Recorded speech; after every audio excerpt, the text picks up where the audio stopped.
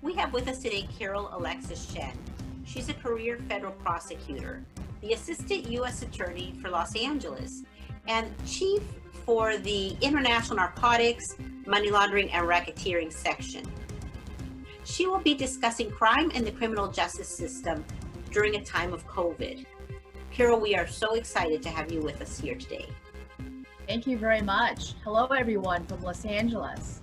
I want to first extend my thanks to the Price College of Business at the University of Oklahoma, and of course to Dr. Adriana Sanford, the wizard both in front of and behind the curtains for this important forum. I am very honored to be part of this important collaborative effort to share information and insight on the extraordinary times in which we find ourselves. As Dr. Sanford noted, I am a career federal prosecutor, and as such, I will be speaking about what I know best. That's crime and the criminal justice system during the pandemic, and what the last 5 months' trends and patterns hold for the future, and what lessons we can learn from them. Having heard from some of the other speakers so far, some of the themes being discussed are recurring ones, including the concept of the resilience of the human spirit. As my pre-recorded presentation will talk about, that resilience goes across the board to cover organized criminal groups which have adapted during the pandemic to diversify the manner in which they commit their existing crimes, but they've also adapted to diversify to new COVID-inspired crimes which take advantage of the new realities of life during a pandemic. Of course, law enforcement and the criminal justice system, thankfully, have also adapted in response to the pandemic and to meet the needs of fighting organized criminal groups. The views that I express today are, of course, those which unfold in my personal capacity and not in any of my official roles with the Department of Justice. Thank you.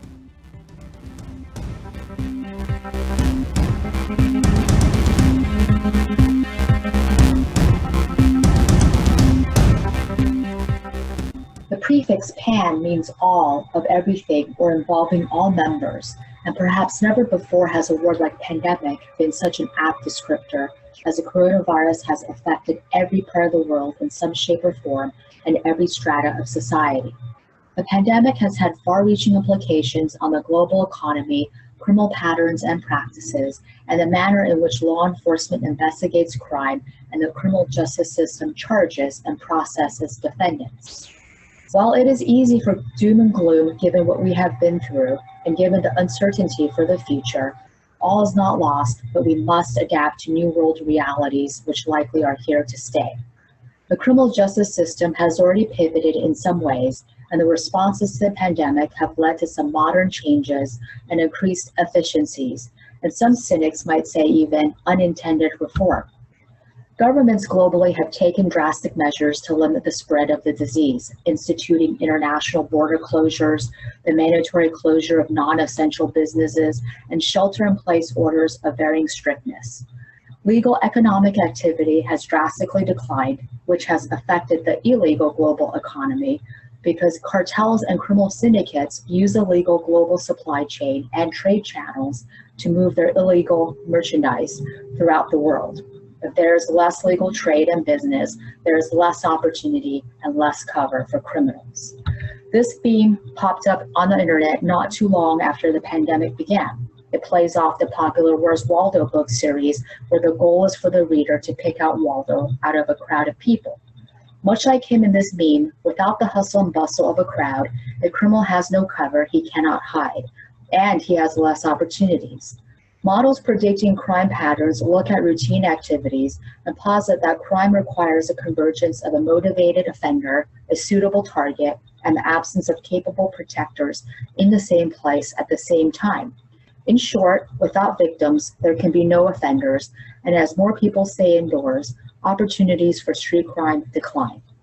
The pandemic's effects, however, go both ways, as law enforcement not only have had their resources and attention diverted to enforcing shelter-in-place orders, but their investigatory powers have also been partially sidelined. In fact, a few months back, one police department in Texas posted a tongue-in-cheek message on their website entitled "Crime Canceled," which asked that all criminals stop their activities until further notice. If only, right? Crime, of course, has not been canceled. While crime decreased in March and April after schools and businesses were first closed, criminals have continued to find ways to generate revenue during the pandemic by adapting and finding new routes and new methods to commit their crimes, and by diversifying to other crimes. Drug trafficking has been affected by the pandemic in the form of drug shortages on the streets, as regular trade and distribution chains have been disrupted, diminished purity in drugs as thin supplies are stretched with the addition of bunk ingredients, which make the drugs much more dangerous, as the more than 4,500 overdose deaths in Los Angeles in the last 5 months alone might be a reflection, and price hikes. Much of the precursor chemicals for methamphetamine and fentanyl trafficked by the Mexican cartels comes from Chinese laboratories and factories, including in Wuhan, and drug producers have struggled to source these chemicals, first due to the lockdown in China, and now with continued trade route disruptions. We can see the effects of these struggles in the pricing patterns for these two drugs. Starting in April 2020, there has been a sustained monthly price increase for wholesale quantities of methamphetamine. Wholesale pound, quarter pound, and ounce amounts have in fact doubled to quadrupled. Fentanyl prices have similarly increased at the wholesale level up to 1.5 times. During the pandemic, there have been two competing trafficker practice trends: stockpiling drugs given the inability to freely mingle the drugs with legal trade, and trafficker efforts to ramp up shipments as they worry about increased restrictions, both of which have led to an increased number of seizures and larger scale drug seizures. From May 1st, 2019 to May 31st, 2020, the total weight of cocaine, fentanyl, and marijuana seized in California each more than doubled, and the amount of heroin seized almost tripled. The frequency of seizure events of fentanyl tripled, with the frequency of heroin seizure events doubling. Maritime seizures have doubled compared to the same time frame in 2019, as the transportation of commercial goods has not seen the same widespread disruption as individual passenger transport. This increased maritime seizure trend extends to Europe, as seizure data collected from the main entry points of cocaine to the European Union by Europol suggests little or no disruption to the European cocaine supply chain. Organized crime groups are resilient and constantly adapt their modus operandi to the current situation, and they have been no different during this pandemic. Prior to the pandemic, 0.2% of drugs in the United States were mailed or ordered through the surface net and what we call the dark net, which is a network of secret websites that exist on an encrypted network, as drug trafficking is still a business built on relationships and in-person contact. What we have seen during the pandemic are the following shifts: less face-to-face dealings and less reliance on cash as a form of payment, and increased use of digital currencies such as Bitcoin. Increased use of secure encrypted communication applications such as EncroChat, social media, and surface web and darknet markets, as well as increased use of mail, parcel drops, and drones for sourcing and delivery. Use of the dead drop technique taken from the espionage business, where after the buyer transfers money to the seller provides coordinates to the location where the drugs are hidden for pickup. There have also been instances of criminals using falsified certificates, commercial vehicles, and corporate vests to impersonate food delivery workers or other key workers in order to deliver drugs. And we have especially seen this in Europe, including the United Kingdom. We've also seen disruption in money laundering activities as the primary methods of utilizing businesses for trade-based money laundering, which may involve falsifying documents and under or over invoicing the value of legitimate goods sold, and mingling illicit goods with legal trade, and the use of passenger air carrier and passenger vehicle carrier to physically transport drug proceeds, typically to drug sources in Mexico or China, have been affected by restrictions in travel and to businesses. What this disruption translates to on the streets are money stockpiles and large money seizures, as there has been a bottleneck of the proceeds here in the United States. In fact, the amount of currency seized within the California southern land border as of mid-May had already surpassed 2018 totals.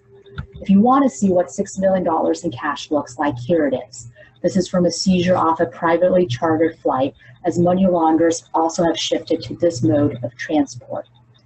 Another way that money launderers have adapted to these disruptions is through the use of money mule schemes. It starts off with you receiving an email, maybe through an online job site or a dating website. You provide your bank account information and allow money transfers to flow through your account. Or you see this ad on Craigslist about an opportunity to make money during the pandemic. You end up moving the money either virtually or physically, and you get paid a little cash for your trouble. Sounds easy, even profitable, but the problem is that you have just acted as a so-called money mule, which will land you in prison. We've also seen the increased use of United States citizens at the port of entries. While United States citizens can continue to cross the border, Mexican nationals now have fewer opportunities to legally enter the United States. Under current restrictions, the only Mexican nationals who can cross the border are those legally working in the United States, seeking medical treatment, attending school, or conducting official government business. With schools remaining closed and state restrictions limiting business operations during COVID, the cartels have fewer Mexican nationals they can recruit as drug couriers. Perhaps the ultimate adaptation is the rise of new COVID-inspired crimes, though with every crisis or mass disaster, we have seen these scams or frauds in some form or another. They include imposter scams, investor scams, product scams, particularly related to personal protective equipment or so-called immunity pills or cures, or fake home test kits, all of which prey on people's fears about getting sick or dying. Benefits fraud, including using fraud to receive PPP loans, charities fraud, or cyber-related fraud, with this last category seeing a huge spike given that most of us are telecommuting and using technology to work and perform other life functions. There's also been an increase in existing types of crimes, including hate crimes, particularly against Asian Americans and Pacific Islanders, as the coronavirus spread has been attributed to China, Chinese Americans, or anyone who looks Asian. As of July 20th, there have been 310 mass shootings across the nation, a 34% increase compared to the same time period last year, more than 22,000 deaths by gun violence, and over 19,000 injuries nationwide. Research suggests a link between pandemic-led surges in gun sales and the rash of shooting incidents. Between March and May, there were 2 million more guns sold than were sold during the same months in prior years. And while homicides slightly dropped in the beginning months of the pandemic, the rate is rising again, with 177 homicides in Los Angeles as of August 7th, a 14% increase from last year. There's been an increase in family and domestic violence as people are restless and frustrated, and many are now unemployed and stuck at home, creating a powder keg situation. With the economic crisis, more people, including children, are out on the streets, making them particularly vulnerable to kidnapping by human trafficking syndicates. We've seen an increase in online crimes given the 50 to 70% increased use of the internet, including sextortion, identity theft, and Zoom bombing, the latter of which often involves streaming child abuse materials to traumatize young children. There's been a rise in commercial burglaries due to businesses left vacant, and an increase in vehicle thefts, record highs for Los Angeles, more than at any time in at least a decade, as the coronavirus has left more vehicles on city streets, with owners obeying stay-at-home orders.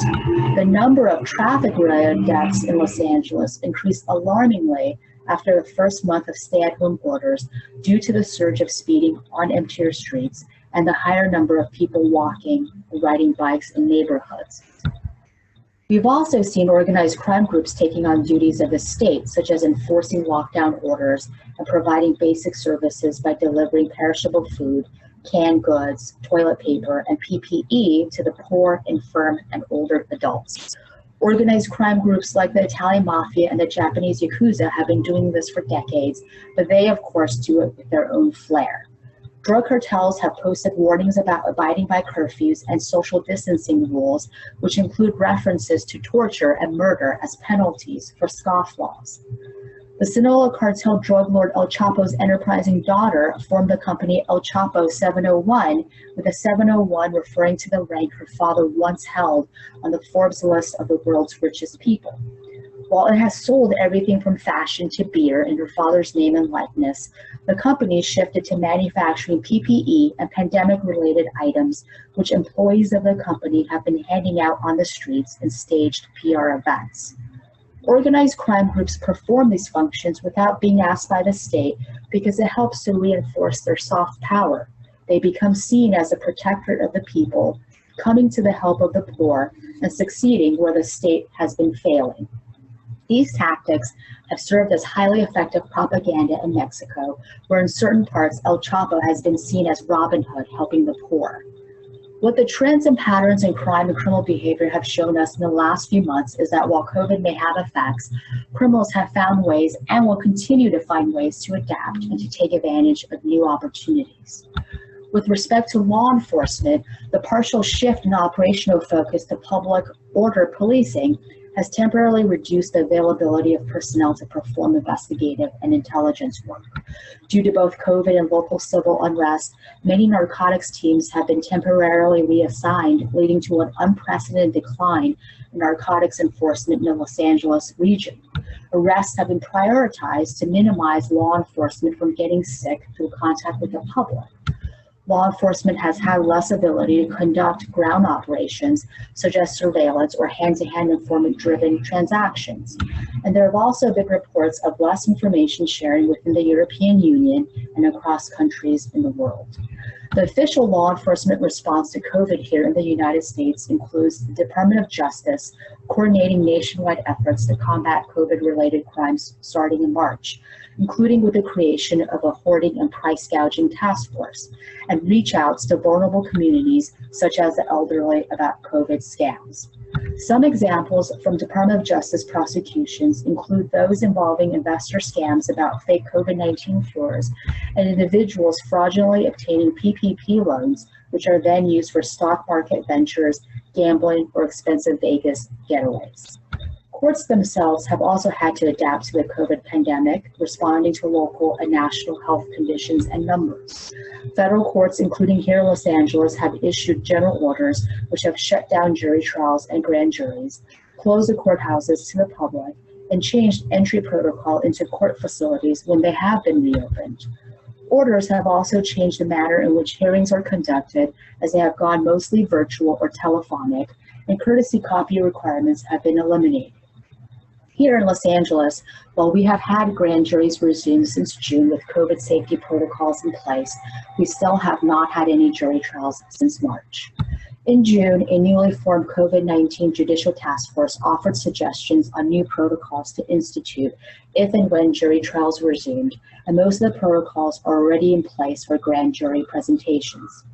We've also seen a change in the approach to requesting detention or bond on both the federal and local levels. Federally, prosecutors were directed to take into account the defendant's health conditions and whether they made them high risk for serious illness should they contract COVID, and considering whether it would be safer for them and the prison population to release them on bond rather than seek detention. On the state side, a zero bail policy was passed in Los Angeles County in an effort to reduce the spread of coronavirus in jails, as it eliminated the bail requirement for low-level felonies and misdemeanors. The Bureau of Prisons has instituted multi-phase modified operational plans, which include a testing protocol for inmates and staff and tracking positive COVID results and deaths. And as we have seen, no one is untouchable from COVID. Moises Escamilla, one of Mexico's most notorious cartel bosses who beheaded 12 people, who was serving a 37-year sentence in a maximum security prison in Jalisco, died in May after contracting the coronavirus. Closer to home, as of August 15th, 113 inmates have died from COVID-19. The CARES Act, which was passed in March 2020, provided $2 trillion in economic relief and granted the Bureau of Prisons more power to release an inmate on home confinement in lieu of incarceration based on each inmate's specific health risk factors to COVID. This extends to both release while waiting for trial and conversion of post-conviction sentences to home confinement or outright sentence reductions. As of August 15th, 7,504 inmates have been placed on home confinement as a response to the pandemic. The Riverside County Jail devised a pandemic plan with a goal to reduce overall capacity in their facilities to increase physical distancing. Since February, there had already been a 16% drop in the average inmate population. For some, this has been seen as an unwanted consequence of the pandemic, while for many others, the reduction in the prison population has been a long time coming and still too small of a move toward reducing mass incarceration. The effects on the criminal justice system have been wide-ranging in how we investigate cases, including the manner in which we submit process, as most process, such as search warrant applications, are now not only filed electronically, but also sworn out by agents with judges telephonically rather than in person. Our ability to charge cases has been affected by the closure of grand juries and made us rethink whether to proceed by way of proving probable cause in a preliminary hearing before a judge instead. When we have had grand juries, we have rethought the length of our presentations, changed the layout of the grand jury room, and instituted other safety protocols. As already discussed, the approach to seeking detention has been modified. The pandemic has affected the ability of counsel to meet with their clients in prison, as visits have been heavily curtailed and replaced by additional phone privileges. Meetings and interviews between prosecutors, defense counsel, and defendants in custody also have been delayed and conducted by video or phone when jail facilities have been able to arrange for them. The manner in which we file pleadings and conduct motions practice has also changed, including the elimination of hard copy courtesy copies to the court. While a handful of judges have insisted on holding in-person hearings, most have been conducted using video applications or by phone. In terms of plea offers, prosecutors have been offering COVID variances, resulting in more lenient offers for more minor felony offenses. And for sentencings, prosecutors have agreed to extensions of self-surrender dates or even probationary sentences for certain defendants at high risk for COVID. All of these changes begs the question, has COVID-19 had the unintended benefit of ushering us into a more modern criminal justice system with less paper and the use of more technology? Only time will tell, but virtual hearings and maybe even virtual jury trials may be the wave of the very near future. To conclude, I hope that the takeaway from this presentation is that as with every crisis, COVID has provided the opportunity for the resilience of the human spirit, whether that be the criminal or the law-abiding spirit, the civilian or law enforcement spirit, to be on full display. The adaptations we have witnessed from individual actors and groups and the criminal justice system itself may become more the norm than we think. That is, until at least the next crisis.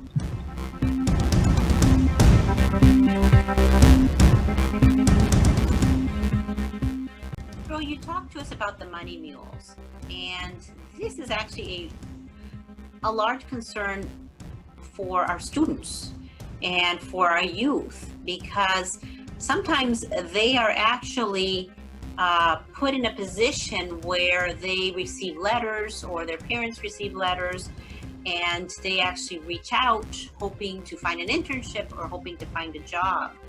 And it's concerning because a lot of people are not aware of the money mule or what exactly this means. So could you elaborate a little bit on that point?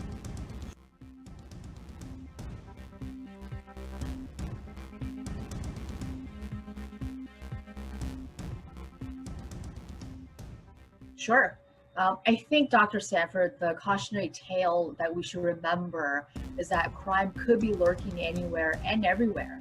And as these money mule schemes and other scams show, if it seems too good to be true, chances are it is too good to be true, and someone is trying to make you their victim. You mentioned the hypothetical of an unsuspecting teenager getting a letter scamming him or her to act as a money mule for an organized criminal group. And that scam can come in the form of that letter you just talked about, but it could also come in the form of an email on a dating app site or a job internet site. And while that student could be here in Los Angeles, the perpetrator could be, and often are, halfway across the world.